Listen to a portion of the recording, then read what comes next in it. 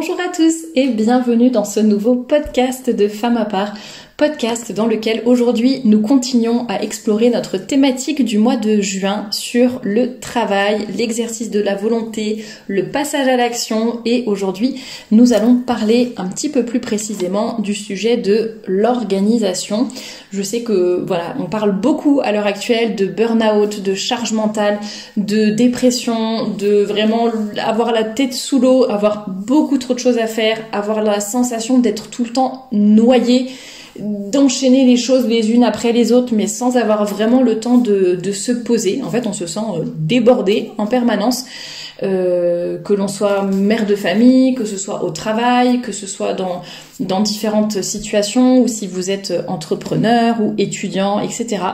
Il y a plein de situations qui font que si on manque d'organisation, finalement, on va très vite se sentir débordé. Donc voilà, c'est le sujet dont on va parler aujourd'hui. Je vais essayer de vous donner des astuces, des conseils d'organisation, puisque l'une des questions qu'on me pose le plus souvent, c'est mais comment Thérèse tu fais pour tout faire en même temps, pour être sur tous les fronts, pour avoir ton entreprise, ton travail, etc. et tout faire en même temps, à la fois sur donc la boutique, les robes et les jupes, le lien est dans la description, shop.femmapart.com, à la fois l'écriture de livres, j'en ai déjà écrit un et j'en ai un deuxième qui est en cours d'écriture également. Le lien d'ailleurs est dans la description, je pense, du premier livre. Le fait d'envoyer des newsletters, d'être sur les différents réseaux sociaux, d'avoir à côté ma famille, mon travail et tout, mon foyer et tout ce qui s'ensuit, tout ce qui tourne autour. Donc effectivement, la réponse que je fais à chaque fois, c'est une question d'organisation. Bon, de providence aussi qui veille, mais surtout d'organisation. Et nous allons en parler aujourd'hui dans ce podcast. N'hésitez pas à vous abonner, comme ça vous n'allez rien manquer de cette thématique du mois de juin, que ce soit les podcasts, les chroniques d'actualité, chroniques de livres, entrevues pétillantes, etc. Et puis vous pouvez regarder en barre d'infos que vous soyez sur YouTube ou sur Spotify, parce que je publie également les podcasts là-bas. Vous avez en barre d'informations les liens des différents réseaux sociaux et puis voilà, boutique, etc. pour vous inscrire à la newsletter, pour aller sur le blog femmapart.com. Donc n'hésitez pas à aller regarder là-bas. Et juste avant de commencer, je vous précise qu'on a déjà fait avec Anne-Claire, donc la rédactrice de Brin de Peps, rédactrice en chef, nous avons déjà fait une entrevue pétillante sur l'organisation avec les enfants en bas âge.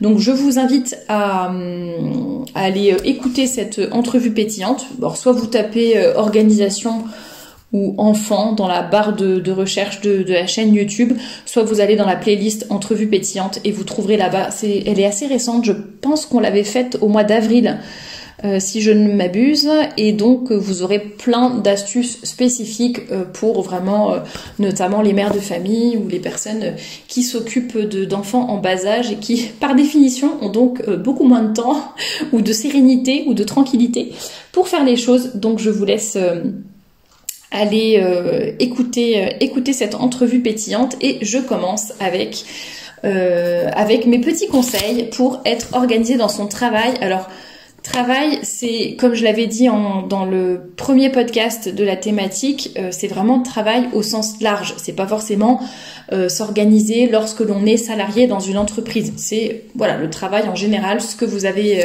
à faire, vos activités quotidiennes qui ne sont ni du loisir ni du spirituel. Voilà, c'est vraiment ce pilier-là. Alors, mes premiers conseils pour être bien organisé, en premier, c'est vraiment noter les choses, faire des listes. J'en ai parlé un peu dans le podcast de vendredi dernier, mais rien que pour avoir le plaisir de barrer des choses et de se motiver une fois qu'on les a faites.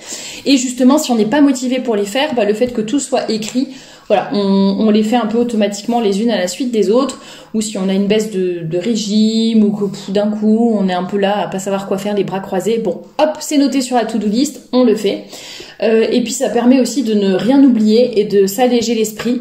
Donc moi je sais que parfois je note des choses même presque évidentes dans ma journée, mais le fait de les voir écrites, ça peut être par exemple préparer un dîner ou préparer vos commandes, etc. que vous passez sur la boutique.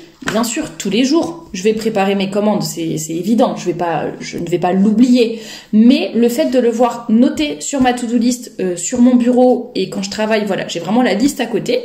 je le vois écrit et du coup, ça me permet d'organiser en fait ma journée et de me dire bon, je vais d'abord faire ci, faire ça et la préparation des commandes, d'accord, je le laisse pour tel endroit. Ça m'évite en fait d'être trop la tête dans le guidon et d'un coup de me dire oh zut, l'heure de la levée à la poste est passée ou ça y est, c'est le point relais est fermé. Enfin, vous voyez, ça me permet de le faire au bon moment.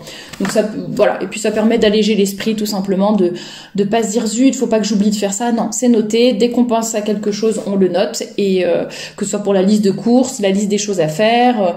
Et puis on peut avoir aussi des listes à plus ou moins long terme. Donc ça c'est bien. Et je crois que c'est justement dans l'entrevue pétillante qu'Anne-Claire mentionnait le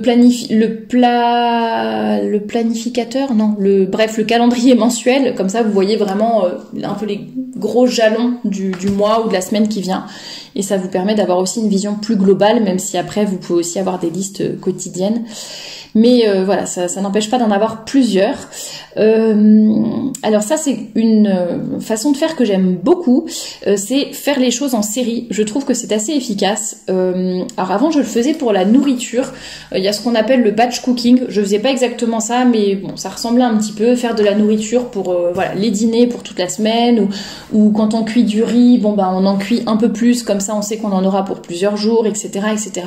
Faire des bocaux aussi, ou des choses d'avance, se mettre un moment, hop, je réponds à tous mes mails. À un moment, je fais telle ou telle chose, mais vraiment un peu en série, les unes à la suite des autres. Et en fait, ça évite de s'interrompre, de reprendre, etc. Donc ça, c'est ce que je fais maintenant, vous voyez, pour quand j'enregistre ces podcasts et pour la thématique du mois. Eh bien, je me pose, je décide de la thématique du mois. Ensuite, je décide ce que je vais enregistrer comme podcast, ce que je vais écrire comme article, sur quelle thématique, quelle chronique de livre, quelle chronique d'actualité, quel entretien, etc. Je note tout, j'organise et après, en fait, je me fixe une journée où là, vous voyez, c'est l'après-midi où j'enregistre mes podcasts. C'est déjà le 6e de la journée, quelque chose comme ça. Mais ce soir, j'aurai terminé tous mes podcasts et je serai contente. Et une fois qu'ils seront tous enregistrés, je vais faire toutes les miniatures pour YouTube, par exemple. Et une fois que toutes les miniatures, tous les montages seront faits, là, je vais faire toutes les mises en ligne. Et voilà, ça me permet de rester motivée, de gagner du temps et de faire les choses de façon plus efficace. Ça peut se faire pour plein de domaines différents. Donc, n'hésitez pas de voir un peu dans vos activités quotidiennes qu'est-ce que vous pouvez faire un peu en série pour que ça vous prenne moins de temps. Alors, il y a aussi une astuce, c'est de se lever un peu plus tôt. Moi, je sais que quand il y a beaucoup de monde à la maison, j'ai besoin de ce petit moment tranquille. Alors, soit le matin, soit le soir tard, une fois que tout le monde est couché. Mais parfois, c'est plus facile de se lever juste un peu plus tôt pour avoir une demi-heure ou une heure un peu plus tranquille pour démarrer la journée un peu plus tranquillement, dire la prière, faire une petite méditation, etc. Ou commencer son sport dans le calme, ou commencer à travailler dans le calme. Ça dépend vraiment des personnes. Donc n'hésitez pas, c'est ce qu'on appelle aussi, il y a eu beaucoup de livres écrits là-dessus, le Miracle Morning, mais bon, pas la peine non plus de se lever à 4h du matin, mais ça peut être une solution pour ne pas se sentir submergé dès le matin. Et puis quand on a beaucoup de choses à faire, c'est vrai que voilà, si vous vous levez à 8h habituellement, pourquoi pas essayer de se lever à 7h30. Après, ça dépend de l'heure à laquelle vous vous couchez, mais ça peut permettre de gagner un petit peu de temps de travail et de mieux vous organiser.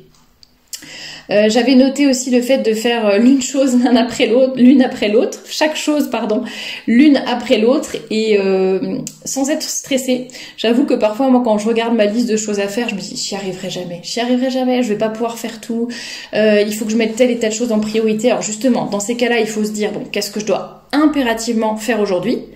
Et ensuite, on se met donc un ordre de priorité, et ensuite, en fait, tranquillement. Moi, c'est ce que je me dis, Thérèse, tu fais les choses l'une après l'autre, et tu verras bien ce que tu as réussi à faire à la fin de la journée. Et en général, je réussis à tout faire. Et si je ne réussis pas à tout faire, ce n'est pas la catastrophe non plus. Et en tout cas, il faut vraiment essayer de faire chaque chose l'une après l'autre. Ce qui est fait n'est plus à faire. On barre les choses sur sa to-do list et puis ça avance tranquillement. Et justement, le fait parfois on se sent submergé, on a l'impression de rien faire et on ne se rend même plus compte de ce que l'on fait finalement. Mais comme on a en tête, je dis n'importe quoi, préparer ses repas pour la semaine, mais que on en est empêché parce que on a eu un coup de fil imprévu, on a un enfant qui chouine, il y a la voisine qui a débarqué pour prendre un café, c'était pas prévu, etc. On va avoir l'impression qu'on ne fait rien, mais non, il faut s'empêcher de se dire ça. C'est pas parce qu'on fait quelque chose qui n'était pas noté sur notre to-do list ou sur nos activités de la journée, ça ne veut pas dire qu'on ne fait rien. C'est juste qu'on fait autre chose, qu'il y a un imprévu, etc. Mais voilà, ça n'est pas grave. Ne pas culpabiliser pour ça. Autre conseil d'organisation, c'est d'optimiser le temps, optimiser vos temps de transport, vos temps de cuisine, se dire que tiens, je vais aller en ville ou faire telle conduite, etc. Je vais aller chercher mon enfant à l'école, hop, je le fais en vélo, si vous pouvez, hein, bien sûr, je donne des exemples comme ça, mais à vous d'adapter avec votre vie, mais se dire, voilà, je vais faire ce trajet à vélo, comme ça... En même temps, mon trajet sera fait. Ça prendra un peu plus de temps que si j'y allais en voiture, mais en même temps, mon sport sera fait du coup. Voilà. Se dire, tiens, en cuisinant ou en repassant, j'écoute des podcasts. En transport, en voiture, je passe tel coup de fil, je prends tel rendez-vous, bien sûr en toute sécurité, avec en haut-parleur, etc. Mais voilà, on peut faire ou écouter des podcasts en voiture, dire le chapelet, etc. Il y a plein de choses...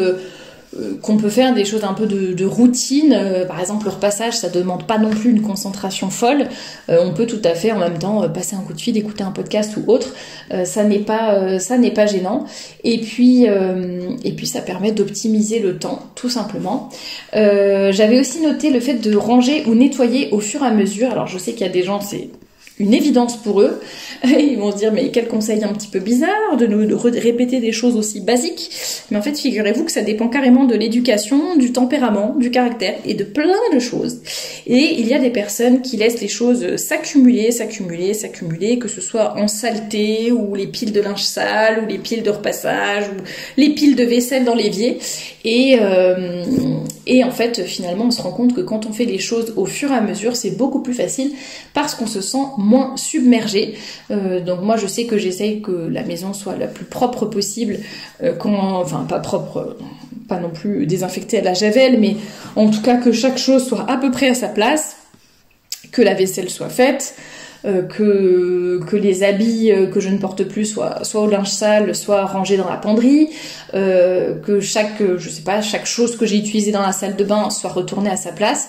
Et ça permet d'y voir plus clair et de ne pas laisser les choses s'accumuler, parce qu'après, quand on voit une pile de repassage et on sait qu'on va en avoir pour 1 heure à la faire, franchement, ça donne pas très envie. Alors que si on a juste une lessive à repasser, enfin l'équivalent d'une machine à laver à repasser, voilà, on sait que ça va nous prendre 15 minutes et au moins après c'est terminé. C'est plus facile de se motiver pour 15 minutes de repassage que pour 1 heure de repassage. Voilà. Donc, mais après à vous de voir aussi en fonction de vos journées. Et parfois il y en a qui vont préférer justement, ça sera plus facile pour elles de se caler 1 heure de repassage dans la semaine plutôt que de faire quart d'heure par quart d'heure. Donc ça dépend aussi de votre organisation et de votre motivation. De même pour le ménage, il y en a qui préfèrent faire toute la maison 1 fois par semaine et il y en a par rapport à leur organisation, ça sera plus facile de faire 1 pièce chaque jour. Donc un peu de ménage tous les jours, mais au moins la maison est toujours propre. Bon, ça dépend un petit peu des gens et des caractères, donc n'hésitez pas à tester ce qui vous convient le plus. J'avais noté aussi le fait de faire du tri, je trouve que ça aide énormément, au-delà du rangement bien sûr, mais quand on trie les choses, qu'on ne garde pas trop de choses inutiles et que on jette ou on donne régulièrement, ça donne quand même une certaine clarté d'esprit quand on tend un petit peu vers le minimalisme. Alors quand je pense par exemple au dressing, le fait d'avoir moins de choses, c'est moins encombré, ça déborde moins, c'est quand même plus agréable visuellement et moins... on va se sentir moins submergé par toute cette quantité de choses. Quand on fait régulièrement du tri ou du rangement dans nos papiers, les choses administratives, etc., on va y voir plus clair, et quand on va chercher quelque chose, on va rapidement le trouver. Idem, faire du tri dans sa bibliothèque, par exemple.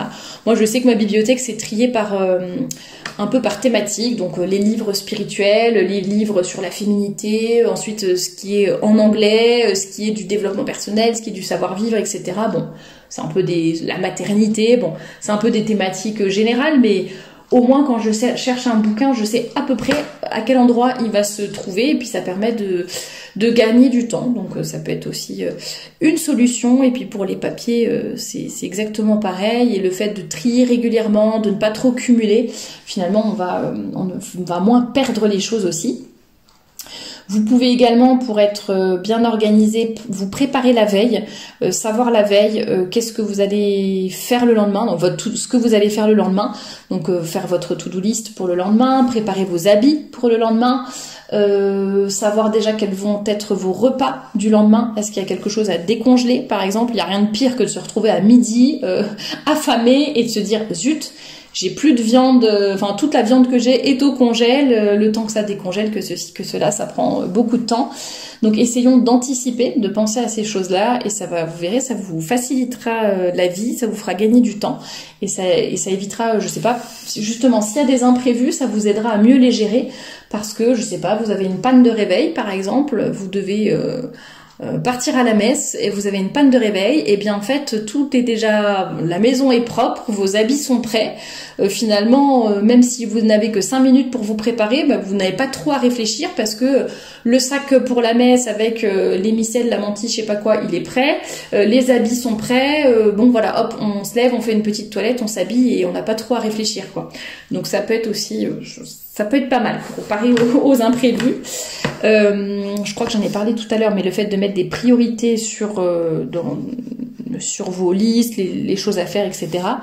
Et aussi accepter l'imprévu, justement. Ça, c'est difficile. Alors, quand on est assez organisé, ça peut être très agaçant d'avoir des imprévus. Et en même temps, vu qu'on est organisé, en principe, ça va nous faciliter quand même la tâche et ça va éviter de se sentir trop submergé par les imprévus. Là, par exemple, pour tout vous dire, j'étais en train d'enregistrer... comme je vous ai dit, en série, là, j'enregistre tous mes podcasts. J'avais prévu que à 17h, tout soit fini. Voilà, j'en ai plus que 4 à enregistrer. Bam, bam, hop, ça sera fait comme ça. Bon, j'ai eu un coup de fil complètement imprévu qui a duré une demi-heure. C'est pas grave, je terminerai de travailler une demi-heure plus tard, ou au pire, il y a des petites choses que je pourrais peut-être faire demain. J'avais pas mon emploi du temps qui était non plus complètement fixe jusqu'au soir. Enfin voilà, j'ai un peu de flexibilité. Vous voyez, quand on est organisé, généralement, ça nous... Mais il faut quand même avoir cet état d'esprit justement de flexibilité pour ne pas se sentir dépassé, submergé et sous l'eau dès qu'on ne respecte pas notre programme à la lettre. Bon, ça encore une fois, je sais que ça dépend des caractères, mais je sais de source sûre que je ne suis pas la seule personne à être comme ça. Et effectivement, ça peut vraiment nous aider de relativiser les choses et de pas tirer sur la corde et de faire des pauses aussi. Et puis de faire aussi en fonction de son cycle. Et puis quand je disais ne pas tirer sur la corde, c'est aussi savoir se dire bon, faut quand même se motiver et trouver la volonté de faire les choses. Après, si c'est la mauvaise période du mois, s'il y a tel imprévu, si finalement vraiment on ne se sent pas bien, faut pas hésiter non plus à ralentir le rythme quand on peut pour certaines choses, se dire ok, c'est pas grave, aujourd'hui je vais faire un petit peu moins, aujourd'hui je ne vais pas faire de sport, ou je vais me coucher plus tôt, ou allonger tel loisir, ou je ne sais quoi, enfin ce temps de loisir. Mais demain, hop, je serai repartie du bon pied, plutôt que de se traîner. Par exemple, là, pour l'enregistrement de mes podcasts, j'avoue, là, je me suis un petit peu fait violence pour y arriver et tout enregistrer et vraiment vouloir le faire et terminer ma journée. Après, si j'avais vu que malgré toute ma concentration et tous mes efforts, je n'arrive pas à trouver de thématique, je n'arrive pas à trouver de contenu ou je ne sais pas quoi, allez, c'est pas grave, ça j'abandonne. Je le laisse pour demain. En attendant, je fais autre chose. Ça veut pas dire j'abandonne, je ne fais plus rien, je me laisse aller et puis je me mets à regarder des séries affalées dans mon canapé. Non, c'est pas ça. Ça, j'arrive pas à le faire. Eh bien, je vais faire autre chose de ma to-do list ou autre chose que j'avais prévu demain mais qui est peut-être plus facile et plus adapté pour mon humeur ou ma créativité. Et hop, on échange et on essaye d'être flexible de cette façon-là. Et puis vraiment là, si vous pouvez aussi adapter votre travail en fonction des moments dans lesquels vous êtes, par rapport au moment où vous êtes dans votre cycle, ça c'est idéal. Ça évite de culpabiliser aussi parce qu'il y a des moments où on n'a vraiment aucune créativité, aucune envie. Il y a des moments où au contraire il y a tout qui se fait tout seul. Donc si vous pouvez adapter aussi par rapport à ça, c'est encore mieux. Voilà pour tous les conseils d'organisation que je pouvais vous donner. N'hésitez pas à commenter, à me dire quelles sont vos astuces. Il y a peut-être des choses que j'ai oubliées. Là j'ai un peu fait en fonction aussi de mon expérience, de ce que j'entends et de ce que je vois autour de moi. N'hésitez pas à compléter avec vos propres astuces. Et puis je vous dis à vendredi prochain pour un nouveau podcast, toujours sur cette thématique du travail. À bientôt!